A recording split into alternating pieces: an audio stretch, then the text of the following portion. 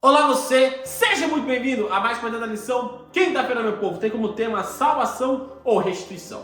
Mas antes disso, meu nome é Ismael e eu sou seu anfitrião da lição dos jovens. Então pegue sua lição, pegue a sua Bíblia e me acompanhe neste comentário porque essa lição tá muito top. E ó, eu quero convidar você mais uma vez a se inscrever aqui no canal. Nós estamos buscando a nossa meta aí de 1000 inscritos e quando você se inscreve, você ativa o sininho, você comenta, você compartilha, você ajuda o canal a crescer e alcançar mais pessoas para Cristo. Como eu estava dizendo, quinta-feira tem como tema salvação ou restituição. Muitas pessoas olham para o conceito de culpa e acham que aquilo não é uma coisa muito certa e que o cristão não pode sentir culpa. Só que quando nós olhamos para esta oferta, chamada de oferta de culpa, nós percebemos alguns aspectos. Primeiro, a culpa faz bem. A culpa, assim, de uma certa forma, numa medida certa, ela nos auxilia. Por quê? Quando eu sinto culpa, é porque eu entendo que eu fiz algo de errado.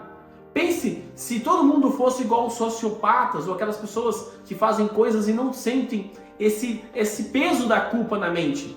Se as pessoas fizessem as coisas erradas e não tivessem essa consciência, essa imagem, essa tendência de entender que elas erraram, esse peso que elas carregam.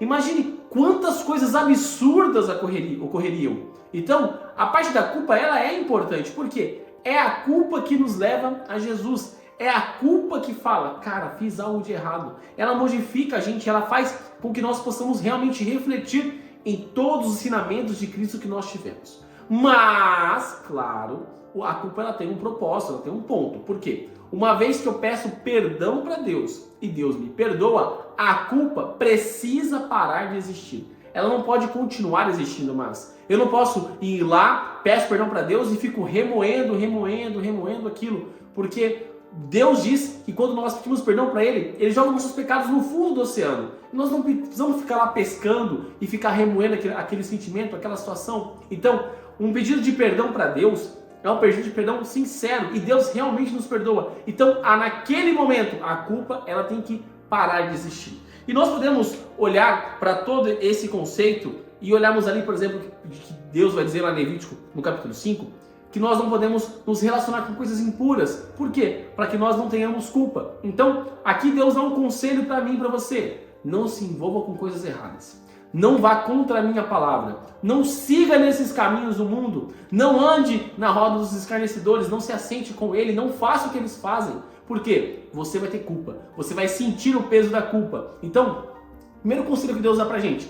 Não vá por esse caminho. Mas, se você cair por esse caminho, se você sentir a culpa, busque a Deus que Ele vai te perdoar. Por exemplo, um exemplo claro nós temos na Bíblia desse conceito de alguém que estava longe, mas sentiu o peso da culpa e buscou a Deus, foi o próprio Zaqueu. Zaqueu, quando ele estava lá, ele era um cobrador de impostos, enganava as pessoas, cobrava mais, enfim. Mas quando ele conhece Jesus, ele fala, Jesus, vou restituir todo mundo, tudo que eu fiz de errado eu vou restituir muitas vezes mais. Eu vou restituir eles 4 vezes mais. E essa história está relatada lá em Lucas capítulo 19. Então é importante nós entendermos que a culpa ela tem um papel na nossa caminhada cristã, no nosso crescimento. Então eu entendo que eu errei, então eu entendo que eu preciso buscar a Deus para ter esse perdão e também entendo que eu preciso resolver o meu problema com o meu irmão. Mas aí fica a pergunta para você, o que você acha? O que vem primeiro, é a salvação ou a restituição? Então, quando eu peço perdão, primeiro eu sou salvo ou sou restituído? Como funciona esse processo?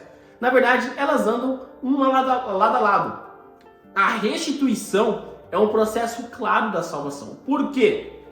Uma vez que eu fui até Cristo Jesus, uma vez que eu simplesmente entendi quem eu sou, quem Cristo é, o que Ele fez por mim, eu vou até Ele, alcanço a salvação e sou restituído para o reino dele. Primeiro ponto é esse. Ou seja, quando eu passo pelo processo de santificação, que eu falo tantas vezes para vocês aqui, esse processo de santificação, aonde eu terei culpa, onde eu terei tropeços, mas aonde eu buscarei a Deus, nesses dias, no meu passo a passo, nessa minha caminhada cristã, é aí que eu começo a entender mais Cristo. Então, uma vez que eu fui justificado, eu já fui restituído para o reino dos céus. Mas na minha caminhada cristã, eu vou tropeçar, eu vou cair, mas é uma parte fundamental da minha salvação. Porque lembre-se, Salvação passada, justificação. Salvação presente, santificação. Para a salvação futura, que é a glorificação. Então, eu preciso passar pelo processo de santificação. Você precisa passar pelo processo de santificação. Mas saiba, uma vez que Cristo morreu na cruz, você já é chamado filho de Deus. Mas você precisa viver de acordo com essa fé. Você precisa viver de acordo com essa vontade. Porque senão você vai pecar contra o Espírito Santo, que eu expliquei para vocês ontem o que é o pecado contra o Espírito Santo. Se você não viu, deixa um card aqui em cima. Porque quando nós pecamos contra o Espírito Santo, nós não sentimos culpa. Nós não entendemos que nós erramos. Esse peso da culpa não vem para nós e ele não nos leva a Deus, não nos leva a pedir perdão. Então, entende como esse processo de santificação ele é fundamental na nossa caminhada? Porque sem ele não existe glorificação. Então, nessa quinta-feira, eu queria que você realmente avaliasse a sua vida. Talvez você tenha sido um Zaqueu. Talvez você tenha vivido a tua vida de uma forma totalmente fora dos caminhos de Deus. Mas a culpa está no seu coração. O Espírito Santo tem trabalhado em você, clamando para que você volte para o caminho correto, para o caminho que você sabe que é certo. Quando você voltar para este caminho, pedindo perdão sincero para Deus, Deus vai te perdoar. Você vai estar limpo, livre daquele erro. Não resgate esse erro. Não fique remoendo aquele sentimento. Esqueça ele lá na profundeza do mar, porque Deus não se lembra mais dele. Agora, se você fez mal para alguém também, restitua esse irmão. Busque falar com ele. Não fique se afastando, fugindo, não. Você errou. Chegue no irmão. Irmão, eu errei, eu fiz isso. Perdão, me desculpe. Talvez a pessoa não vai querer mais falar com você, eu já falei isso para vocês. Às vezes a pessoa não quer mais ter o contato, mas a sua parte como cristão você fez. Você pediu perdão e tentou restituir aquela pessoa. Então, faça isso, viva o princípio cristão. Porque, uma vez que fomos justificados, nós precisamos viver de acordo com essa graça que um dia nós recebemos. A graça nos leva à salvação e a salvação nos leva à restituição e a restituição nos leva às mansões celestiais. E nesse momento eu convido você a fechar os seus olhos e orar comigo. Querido amado Deus, obrigado Pai por mais um dia, obrigado Pai pela oportunidade que o Senhor nos dá de estarmos vivos, meu Pai, e de estarmos na sua santa presença. Pai, primeiramente eu quero agradecer ao Senhor por todas as bênçãos que o Senhor tem derramado na nossa vida, Pai. Por todo esse aprendizado dessa semana, olhando ali para a oferta do pecado, Pai, a oferta da culpa, onde nós erramos e nós entendemos que uma vez que pedimos perdão para Ti, Pai, o Senhor esquece completamente o nosso erro, meu Pai. Mas muitas vezes nós não conseguimos pedir perdão para o Senhor, porque talvez estamos caminhando igual Zaqueu, numa vida de pecado, uma vida de erros, mas nós não estamos ouvindo a Tua voz falando conosco, Pai. Que o Senhor faça exatamente como o Senhor fez com Zaqueu, nos chame, Pai, para aí sim, que possamos falar que houve salvação nesta casa, que a nossa vida realmente foi transformada, Pai, que possamos realmente caminhar em Tua direção rumo às mansões celestiais. Também, Pai, peço por aquelas pessoas que estão me assistindo neste momento, Pai, talvez elas estão com mágoa de alguém, talvez um sentimento no fundo do coração, Pai, o Senhor sabe qual é. Pai, trabalhe no coração dela para que ela possa perdoar e também alcançar o perdão das pessoas com quem elas erraram, meu Pai. E assim como eu alcanço o perdão das pessoas que eu errei também, meu Pai. Fique conosco, perdoe os nossos pecados e tudo isso eu te peço e te agradeço em nome do seu Filho Jesus. Amém.